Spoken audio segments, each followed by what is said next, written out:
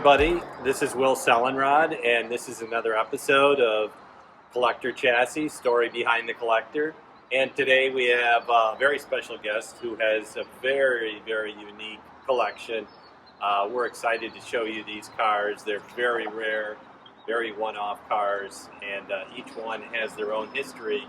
Howard, would you like to come in here and introduce yourself? Nice to meet you. Nice to meet you, Will. Hi, I'm Howard Kroplik, and welcome to Waterfront of Roslyn. Thank you very much. And the first vehicle we want to focus on here is just a very stunning car that a lot of people probably don't know, right? It's a very rare car. It's a very rare unique. car, very unique, and the people who know it very well, because it was highlighted in a Jeff Bridges film in 1988. And what was the name of that film? That was Tucker, A Man in His Dream, I think. Okay. And this is an amazing car. They made 51 Tuckers overall. Well, each one of them is a pre-production Tucker, so they never got into production, unfortunately. They started promoting Tuckers in 1947. They started making them in 1948. They made 51 pre-production Tuckers that were meant to really be shown at the dealerships to promote selling Tuckers. Unfortunately, though, Preston Tucker got in trouble with the government. The government thought that he was a fraud in some ways because he was selling dealerships, he was selling radios, he was selling luggage, and they felt he wasn't really trying to sell cars. It went to the federal courts, and after 6 months, Tucker won his case, but unfortunately by then he was out of business. Yeah. And so, well, you kind of secretly wonder. I mean, this car was really advanced for its period, right? yes. GM, Ford, Chrysler, the big companies were a little scared. They were a little scared too, and I think Preston Tucker was had poor attorneys, and he also was probably undercapitalized for what he was trying to do. But in fact, the design of this car, remember, it was right after World War II, and he promoted it as one of the first completely new cars in 50 years. And he really focused on aerodynamics. You could see this is pretty aerodynamic for 1948, and safety. It has a lot of different safety features in it. And he really promoted safety. Now, was this a rear-wheel drive car? Yes. Well, no, it's front-wheel drive. The engine's in the back. Ah, interesting. Okay, so there is no engine up front here. So There's no engine. That's going to be the trunk. We're going to show you the trunk. Okay.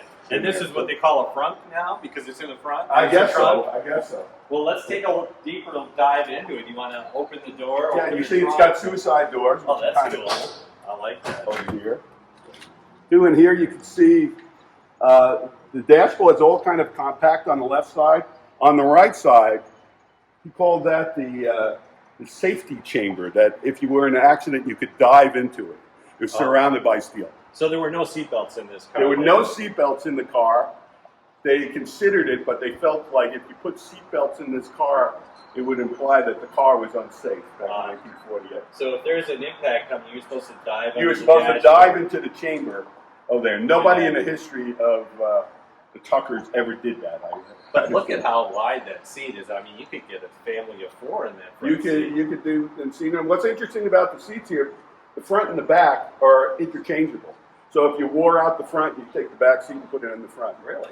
Yeah. Well, the illusion is that the front seat's longer than the rear seat. Oh, they're exactly the same. Interesting. It also has a cord transmission. So this makes it a bit of a challenge. That's like a 1938 Ford transmission that's in this car. So it's got a pre-select. So in some of the gears, you select the gear and then you clutch. So except in first and reverse. So while you're driving this car, did it take you a little while? I'm still learning how to drive this car. So grinding the gears once in a while. Yeah. And it's kind of a finicky car because again, they never got into production. So it was. Each one of these cars is its own little intricacies to it. Yeah, so they're not the typical production volume, right? Each one of them has their own uniqueness, I guess. Yes, each car has its own unique, and each one is known by the chassis number. So this is known as 44. Out of 51. Out of 51. Right. Very good. And where were these made then? These were all made in Chicago. Okay. Preston Tucker got a old World War II bomber plant, one of the largest plants in the United States, and he got the government to give it to him and so he could make automobiles in Chicago. He But, sounds like but a real. unfortunately, he only got made 51. Yeah. Well, this is a beautiful shape, Howard. So when you bought this car, did it require a lot of work then to restore it? Yeah, when we got it, it was it painted the wrong color. It was a pretty unusual brown color that made it kind of unique, but it also was totally wrong. The Tuckers only came in 6 colors, and brown was definitely not one of them. So were you able to take advantage of the fact that it was brown and get a better deal on the car? I did. When this came to auction, everybody looked at it, and part of the brown paint was peeling. But the overall integrity of the car was really good. Because before I buy any of these cars, I do due diligence. Yeah. And I was able to meet up with Sean and Mike Tucker, the great-grandsons of Preston Tucker. They knew about this car. So before I went to the auction that was in Scottsdale, Arizona, I talked to them over the phone and said, what do you think about this car? And they said, the car is sensational. Might not look good, but we can fix that. But they gave a recommendation to go ahead and buy the car. And when I was down at the auction, it was a pretty slow auction. There weren't only maybe about 3 or 4 bidders. And I was the last one. Well, let's open up the front. Harold, I'm real anxious to see what that looks like. I mean, that's got to be huge. When we usually open up, people want to think the engine's going to be there, but nope. Look at that. You got the trunk here. And what you see here is original Tucker luggage. So remember I told you that Tucker got in trouble because he was selling dealerships, luggage, radios. Well, this is the luggage that he was selling, that when people signed up to buy a car, they also had the opportunity to buy these accessories. Now that piece of luggage over there is straight out of the box. I was able to obtain that from a person who never opened the box with the Tucker luggage. So that is a totally... Talk about ambition. Tucker was doing all these things. Yes, he was ahead of his time in many ways. He really was.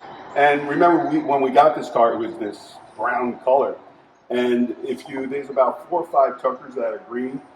And each one of those cars look a different green. So it was questionable, what is the real color of the car? What was the original green color of the Tuckers? Inside one of the wheel wells of the car here, we actually found the original paint for the green. So we did a computer analysis, and so we really feel this is what the original Andante green Tuckers look like. Now, was there something special about this headlight, or no? Yeah, that was kind of a promotional point for the Tuckers too. Very distinctive part. It was the only car that really had 3 headlights, and it turned with the steering wheel. That's what I thought. So it must turn inside. It turns inside. Yeah, it's inside there. Yeah, if you move the steering wheel, you'll see the inside. Yeah, and it actually works. And I love this license plate. Yeah, the license plate. Did you find that? That's my, besides paying for the restoration, that's my major contribution to this car. These are original Tucker license plates, and they're extremely collectible and difficult to find. And what's more unusual about these plates, both the front and the back match the chassis number, 44. That is really unusual. I mean, this car is in such original condition. I mean, really right down to the license plate. Yes, yeah. And it's the Tucker family considered it's the most accurate and most awarded Tucker in the world. Now, when you had this at Pebble Beach, when you had the Tucker extravaganza, tell us about that, right? Because there were some famous people there that had Tuckers too. Yeah, we had George Lucas, Francis Ford Coppola. We had a couple of automobile museums brought their Tuckers there. Like 19 out of the 47 existing Tuckers are in museums, so they usually never get run. And they also, the public doesn't really get to hear them or see them as much. They get to see them, but they never get to hear them. Yeah. So in Pebble Beach, there were 11 Tuckers there. And the first thing they do is they make you do a tour de elegance. So you go about 80 miles up hills around Big Sur. In a big parade. It's a lot of fun for the spectators. It's not as much fun for the people trying to drive the car, because Tuckers aren't made really to go up hills and down hills. So it was really a bit of a challenge. We did make it through, which was good. And then on the day of the Concours, we were very proud of this car. We knew this was going to be a winner, to say the least. But I can tell by looking at it. It's just amazing. So in Pebble Beach, the way they do it is the judges come along, and then a couple hours later they tell you, congratulations, you won. And they don't tell you what you won. They just say, drive up your car. And so we're there with two other Tuckers. And one is George Lucas's Tucker, which was very nice. Our Tucker, and one from the Stall Museum. And in that kind of case, you really don't want to hear your car named first, because it's like a Miss America contest, right? And you don't want to hear third place goes, then second. So third place goes to the Stall car, which was also green, by the way. So you get excited. So it's me and George Lucas, and we were so convinced we had the best Tucker, And then they call out our name in second place, and so which is. To be second place at Pebble Beach is a big honor, but we go, what is it? So, and people ask me, why did George Lucas's car beat you? And I say the same thing to everybody. I said, the force was with him that day. So a big car like this, you would imagine, would have a big engine, right? It has an unusual engine, to say the least.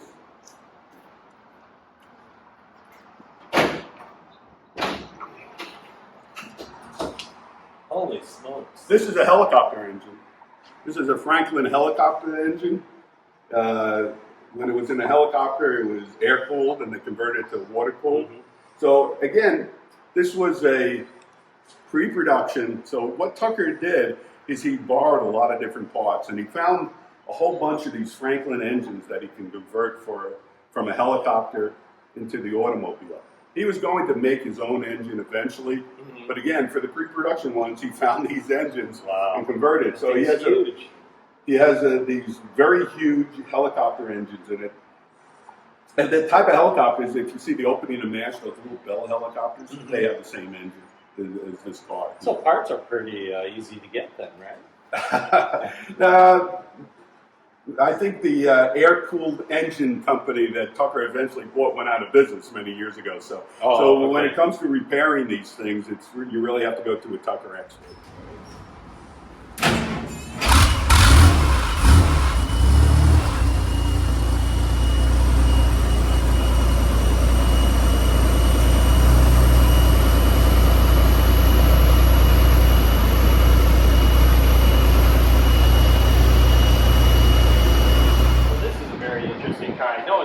Falcon, but it sure doesn't look stock. No, it doesn't look stock. This is a Pullman Moody Challenger 3 race car. And what year would that be? This is 1962. This is, again, a one-on-one car. In 1962, Ford wanted to compete at Le Mans and Sebring, and they said, well, let's convert our Ford Falcon tourer car and make it a race car. So is this the pre-Shelby days? This is pre-Shelby. As a matter of fact, I use this as an analogy. This was going to be the Shelby Mustang in 1962, before the Mustang came out, right? So Pullman and Moody were the race car division, basically. It was an independent company, but when it came to racing, Ford gave their cars to Pullman Moody to make into race cars. So they gave them this Falcon Tourer and said, let's make it in a race car. And they did unusual styling of it. They cut 3 inches off the top, 3 inches off the bottom. This is very low here for a Falcon. They put a 289 engine in it. They put Porsche racing seats in it and totally modified the car, made it a fastback. Yeah, I mean, the transformation is incredible because this is a family car, really. It's a family car. This is probably the least popular car for racing. So yes. They probably had to take it right down to the chassis. And everything's, the grill is totally changed itself. And this ran in the Nassau Speed Weeks in December of 1962. And it's racing against Cobras, Ferraris, and then you see this unusual Ford Fastback going there. It was really unusual. And I actually have film of it racing in this, and it did pretty well. It won its class in a couple of the qualifying races. But it broke down in the final Nassau Trophy race. Let's see race. what the engine looks like. You gotta go inside, or? Nope, you gotta go over here. Oh, that's impressive. This is the 289. This is a 289 over there. And when we turn this on, you're going to see this is extremely loud. Yeah. And you see the Home and Moody ID plate over here. And it's got the stiffening bar in there. Yes. You know. So that, and I can't imagine. Have you sat in this? Yeah, it's pretty low. Yeah, I'll bet. You want to try it? Yeah, I'll try it. I'll sit in there. I'll take the risk. But they're Porsche seats, so how great is that? Yeah, it's got Porsche racing seats. There you go. Watch your head. Yeah, it's not too bad, actually. Seat's comfortable. And in Nassau Speed Weeks, they had a NASCAR driver, Marvin Pouch, rode this car, one of Ford's You drivers. got the button here for the bright lights. Yeah. Yeah, it still has elements of the Ford Falcon in it. Yeah, even the doors look pretty fancy for a race car. So they use this car to promote this 1963 Sebring entry, and then it went on the Ford Custom Car Caravan as an unusual Ford. Mm-hmm. So from 64 to 65. Yeah, and I see the exhaust coming out the side here, so there's no mufflers on this car. No Like mufflers said, on it. It's going to be loud. And I like the back. It's a fastback here. So this must be some kind of a vent then, right? Yeah, it was venting. Okay, for the gas tank. And I see the Home and Moody license plate on there, and they retain the tail lights on it.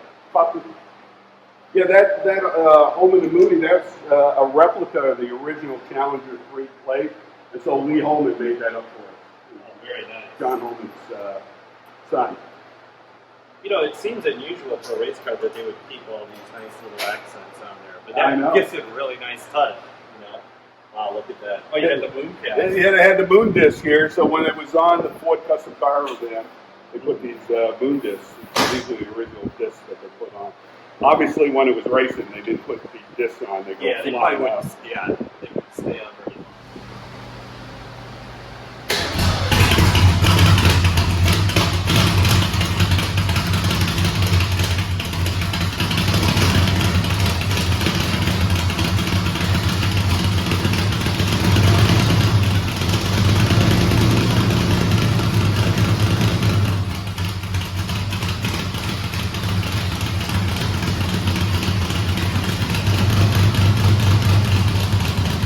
Well, so this is a surprise. So we go from Tucker to race car to, actually this is another race car. Another race car.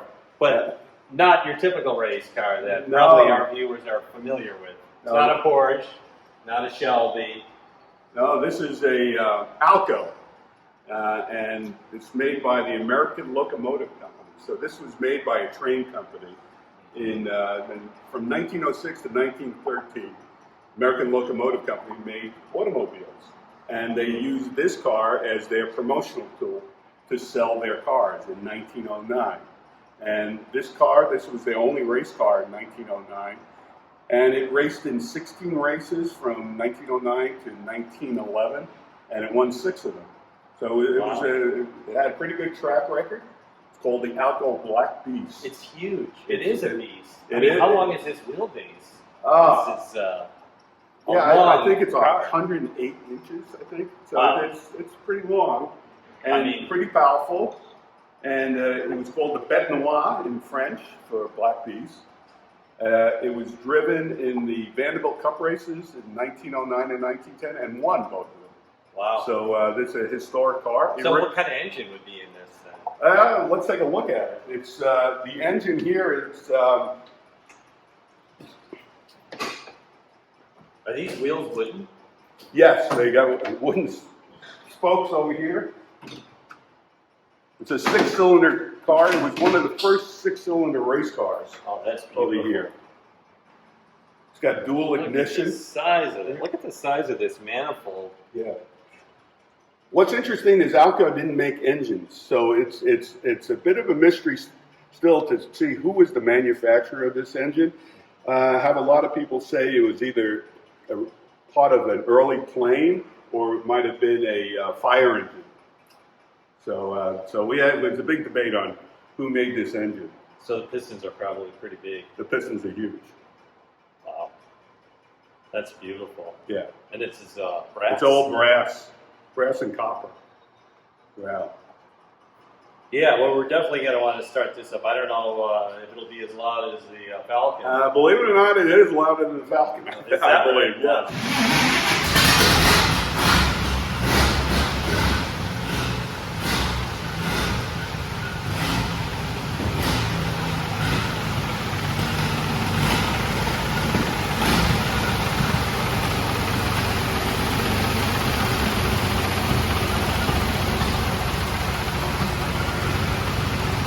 But we tried to bring the car to look exactly like it looked like in 1909.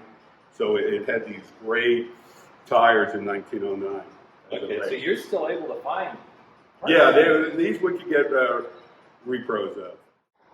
And I love that horn. That is fantastic. The horn there. But when the car's running, you barely can hear the horn. And then the steering wheel's on the right side. Yes, it was on the right side. So it had a French design originally on the right side. And most of the race cars in that era were on the right side as well. Took two people to drive the car. So you had the driver and you had the mechanician would sit over here, and the mechanician would take this fuel pump and manually pump the fuel. And they also act as a navigator. So they would tell you, hey, you can make a turn now, or there's cars coming, things like that. So it was very necessary. Are they pumping them like a madman then to keep the fuel going? I mean, is there you pump too much fuel in and it floods? I don't know how they measured how many times they did it, but they seem to I mean, it looks like calculate it's locked down now. So Yeah. you just pop those things up and then. Yeah. Now we have electronic fuel pump in there, so we okay. could drive it with one person. Well, that makes it a lot easier. And I really like this. This is the little toolbox over there when they break tools. down. Okay. Invariably, these cars, the fastest car would not win the race. It was the car that lasted the race. These cars raced in the Vanderbilt Cup races were about 300 miles. Okay. The Indy 500 was 500 miles. So it was really the car that could last throughout, wouldn't break down, that you could change the tires the quickest. That would be the car that would win. And Harry Grant, who was the driver in all 16 races for this car, his strategy was just to lay back, don't break down the car, and then the last two laps go like hell. And in the Indy 500, this car was entered into the first Indy 500. It was one of the three favorites to win the race. Mm-hmm. And Harry Grant took this car out. He had a perfect strategy again. He was running 8th out of the 40 cars that ran in that first race. Yeah. And then sure enough, he broke down and finished 33rd in the race. Wow. But in 2011, this car was invited to participate in the parade lap for the Centennial race. And we were the second car out. Emerson Fittipaldi drove this car, and I was his loyal mechanician. And the first car out was the Marmon Wasp that won the race. Wow. Parnelli Jones raced that. And so on the parade lap, all excited. We've seen about 2 hours before the regular race, 200,000, 250,000 stands, people in the stands. My heart is pumping like crazy because we're going to do a lap at the Indy 500. Oh, that had to be a once-in-a-lifetime experience. Parnelli Jones goes out, and the promoter goes, go ahead, you're next. And so Emerson Fittipaldi gets on there, and we zooming out there about 30, 40 miles per hour, waving to the crowd. All of a sudden we see the Marmon Wasp is off to the side, broke down. So Fittipaldi says, what should we do? I said, let's just pull up behind that and wait for directions. So we pulled up, wait for directions. The race promoter comes up to us and says, I need you guys to take the lead. And I tell him, I've been waiting 100 years to hear that. We just zoom out. Oh, that's great. And so we took a whole lap around. On the stretch, Fittipaldi says, can I see what it can do? We got wooden wheels here. We have no seat belts.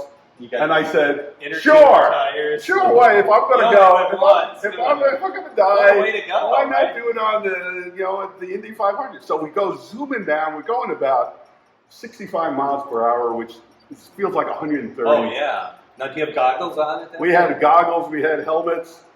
But we're just zooming down there, and the crowd's going crazy. Oh yeah. We get to the bricks at the finish line, and we survive.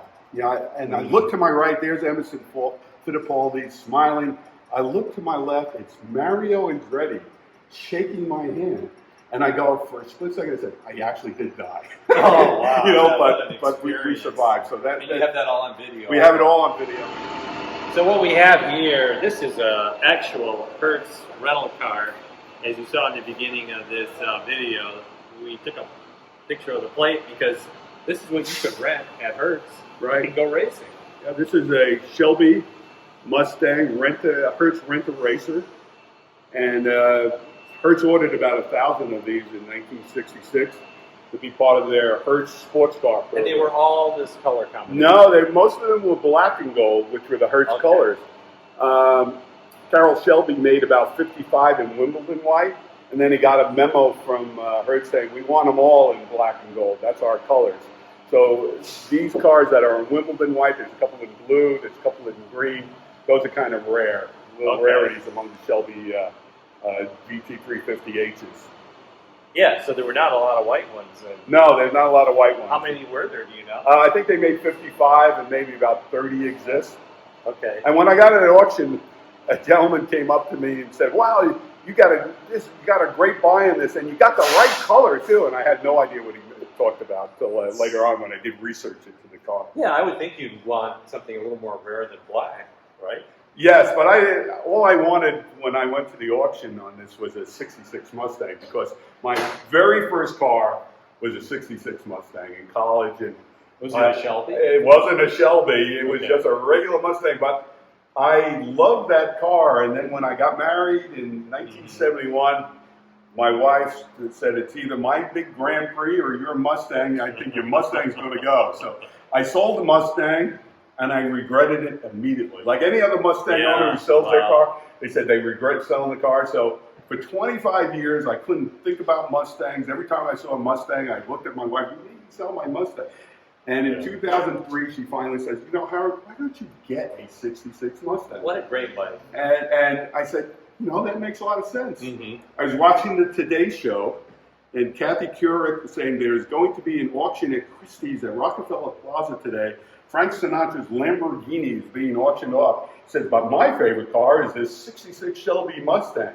And I go, what, 66 Mustang? And they showed this car on the Today Show. I said, I got to go get that car. Yeah, so, Rockefeller, that's not a big commute. That's it. I worked in the city, and so I was able to get out of a business meeting, went over to Christie's. I was able to purchase this car. So is it in the same condition as you purchased it? It needed a little bit of restoration on the engine. Okay. Too, and I'll never forget the auction. Is that when they pointed to me and pointed and said sold, there's like a cloud lifted from my head. I said, Mustangs, I'm back. Yeah. I can think about Mustangs. And so now I have 3 Mustangs. And we're anxious to look at the other 2 as well, because they're very unique. Yeah. And you know what I always love about the older cars is the windshield washer bag. Yes. I mean, that is just so cool the way they do that. Then. Yeah, and this car was. It was after I purchased it. I sent it to Andy Schaefer, who's on the east end of Long Island, specializes in Mustangs, and he brought it back again to what it looked like in 1966. And this is it has a 289 that Shelby made into a 302. Okay. And it's got the crossbar over there showing it says Shelby as well. It's got the original Shelby plates. So all the numbers are matching on this. Yeah. And in 2004, I had the opportunity. I met Carroll Shelby, so I got him to sign the visor over there. Nice. And does he remember a lot? Of these cars? Oh, sure. He remembers it like crazy. The funniest, a quick story on this is that when I went up, Carroll Shelby was signing things up in Lime Rock, and so I saw about it. I said, "Oh, I've got to go up there and see Carroll Shelby." I go up there and I go to the tent where he was going to be, and I said, "Is Carroll Shelby going to be here at 1 o'clock?" And he says, "Sure, but do you have a ticket?" I said, "What do you mean ticket?" He said, "Well, he only signs for 70 people." And he said, "You don't have a ticket. I'm sorry. You'll have to meet him another day." And I said, "Oh." Now, do you have the visor under your arm? Is that what you? Yes, I have the visor under my arm. Yeah. And so I don't take no for an answer usually. And sure enough, I figured there's got to be a way to meet Carroll Shelby. So at 1 o'clock, I look at the line. I said, I'm not going to be able to cut into that. So has everybody got parts in the line? Yeah, they got all parts and wristbands. Carroll Shelby shows up with 2 other people. They sit them down, they walk away from the tent. I follow them and I said, "Excuse me, are you with Carroll Shelby?" And they said, "Yes, we are." The lady with a British accent. And I said, "Well, I've come all the way to Long Island to meet Carroll Shelby because I have a check for his foundation." Oh. And she goes with a British accent, "Well, if you have a check for Carroll, I will make sure that you meet him after the line is over. Meet me at the tent." And I go to my wife, "We're going to meet Carroll Shelby, get the camera." So we get the camera. I'm waiting at the end of the line. The lady comes up to me and she goes, "Oh, I love watching Carroll sign all these things. It's so great to see him. He gets so excited about." And it strikes me, I have no idea who I'm talking to. So I say, "Excuse me, how are you related to Carroll Shelby?" She smiles at me, whispers, "I'm married to him." No way. It was Chloe Shelby, his wife. And so at the end of the line, she brings us over to Carroll and says, "Oh, Carroll, I have Howard and Roz here, and they have something for you." And I'm giving them my visor, and they say, "Oh no, the check." That's all I have the check. But we ended up with a 15-minute conversation with Carroll Shelby. Oh, wow. Which I'll never forget. And here we have another Mustang, and it looks very interesting, the color combination and high horsepower. This has got to be a lot of fun to drive. Yeah, this is a 2006 Shelby Mustang Hertz Rent-A-Racer. Okay. And it's the 40th anniversary car of the 1966 Hertz Rent-A-Racer car. So Ford and Hertz got together again with Shelby, and they made this anniversary car. They made 500 of them. They were available at different Hertz dealerships, offices throughout the country. They put about 10,000 miles on it, and then they returned it to Ford. So people could actually rent this car. They can rent this car out. 10,000 miles. Right. And this looks in amazing condition for being rented out. Yeah, and this car maybe has about 12,000 miles totally on it now. Okay. So this was actually rented out. I mean, the last person who rented it, and then you bought it. And then I bought it, right. Condition. Yeah, I bought this off of Phil Ford dealership. Which Okay. Them. And what was kind of nice that when some of the early car shows that we took the 66 and we took the 2006, and we showed what technology, because if you look at the basic design, it's pretty similar. Yeah. You know, so with the quarter panel in the back. Yeah. But the engine's totally different, obviously. Yeah, how many horsepower do we have? I think this is, again, over 300 horsepower. Okay. There's something unique about this Mustang. I noticed the wheelbase is a little shorter, right? It's about 19 inches shorter than a regular Mustang. So this is a very unique Mustang. It's a pre-production Mustang. Ford, before they went into massive production about Mustang, they have a pilot plant where they designed the major assembly procedures. In Michigan? In Michigan, Dearborn, Michigan. And they made about 15 of these pre-production Mustangs. They were never meant to be driven. They were meant to be destroyed. It was really just to get the assembly procedures correct. This car was saved. It's the 9th Mustang ever built. The first 8 are unknown or destroyed. So this is the oldest known Mustang chassis in the world. And Ford gave this car to their prototype maker, Dearborn Steel Tubing, and said, "We want an unusual Mustang." Dearborn Steel Tubing, the designer, Vincent Gardner, took this car and made a 2-seater Mustang. So it's a 2-seater, it doesn't have a trunk, doesn't have back seats, it's 19 inches shorter, and it has the first high-performance engine ever. So put the into front it. would be the original Mustang, right? Yes. So this is all metal up It's here. all metal here. It's got a rally pack, which is kind of rare, an original rally pack for a Mustang, and everything else here is fiberglass. This is plexiglass over here. And so the door is shorter then, too. The door is right? shorter. Everything is shorter, too. And the And shorter wheelbase was just to give it a little bit of a different look. Gave it a different look. So they Yeah, bring it's this kind to of a like car a- show to see what people say. And this, with the Challenger 3, went on the Ford Custom Car Caravan in 1964 and 65. Went to different trade shows, went to different Auto conventions, shows. auto shows, and they promoted this is what the Mustang, maybe the Ford Falcon, is going to look like in the future. So this toured for several months, and then it was returned to the prototype maker and said, "You need to destroy it." okay. Because it has an S code. It's one of the few Mustangs that has an S code, not an F code. And it was for special, not to be driven. Got So But you've driven this, right? We've driven You this. drive this. We've driven it, and I'll tell you how it got its title, because it was given back to the prototype maker in '65 and told to be destroyed. The guy who designed it, Vincent Gardner, got so upset he stole the car. Wow. He took it out of the warehouse. Wow. He put it like 1 mile away in another warehouse. He put plywood around it. A Mustang gate. It was a Mustang gate. It was in the Detroit papers. Mustang concept car stolen. 6 months later, the Detroit police find this car. They bring it back to Dearborn Steel Tubing. They say, that's not our car anymore. We collected insurance. Aetna, life insurance, owned the car. And They picked it up, gave it to one of their executives. They titled the car, and that's how the car survived. You know, it's a piece of history. I mean, that's such a great story that Aetna didn't destroy it. Yes. Yeah, and so eventually there were a couple owners, and the previous owner to me had the car for about 48 years. He restored it for Amelia Island in 2014, and then I purchased it at a Florida auction. Well, it's really nice, and it's got a high-performance engine. Yeah, let's take a look at the engine. Let's take a look at that real quick and see. So this, according to Ford Motor, this was the first high-performance engine ever put into a Mustang. Over here, it has 3 carbs, and again, a lot of fun to drive. Mm-hmm. Yeah, and I noticed the concave on the side there. Yeah, very unusual design. The wing. Yeah, this is Design. cool. Oh yeah, and they got the bubble glass in there. How did they do that? So this then came out in what year was this? This again? was built in 1963.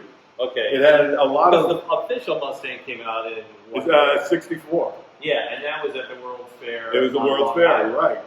right. So this, like I said, this was built in August of '64. They didn't even have the Mustang brand then. The original key that I have for this is a Falcon key. Wow. So it has a lot of the parts are marked Falcon or experimental.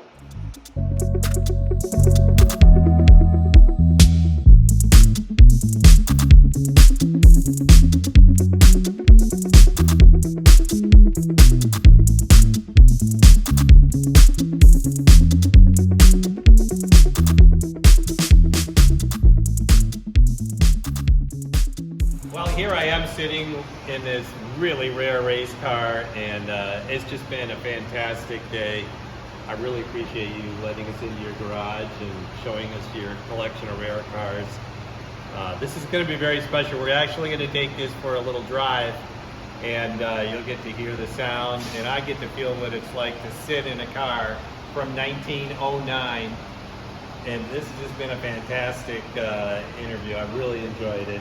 Enjoyed it with there? my left hand There because we my go. right hand hanging onto the little handle. Yeah, hang here. in. We don't want to lose you, Will. I got my foot in my stirrup here, and this seat's really nice. It's comfortable. It's comfortable. It's a great ride. The adrenaline flow alone makes it feel like a great ride. And I'm really anxious to smell the fumes and feel the ride of a race car from 1909. So thank you very much. Let's do it. All right, let's go.